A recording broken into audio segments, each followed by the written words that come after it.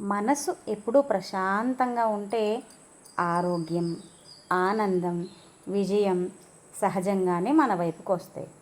భగవద్గీత ఏం చెబుతోందంటే మనసు మీద నియంత్రణ కలిగిన వాడే నిజమైన విజేత అని. సానుకూల ఆలోచనలను మనసులో నింపుకుంటే ఆరోగ్య సమస్యలు క్రమంగా తగ్గుముఖం పడుతూ ఉంటాయి. మనసులో ఉన్నటువంటి భయము, ఆందోళన తొలగిపోతూ ఉంటుంది. ఇలా జరగడం వల్ల మనం క్రమక్రమంగా మన మనస్సుని పరివర్తనలోకి తీసుకొస్తూ ఉంటాం. తద్వారా మనం జీవితంలో సాఫల్యతను పొందుతూ ఉంటాం.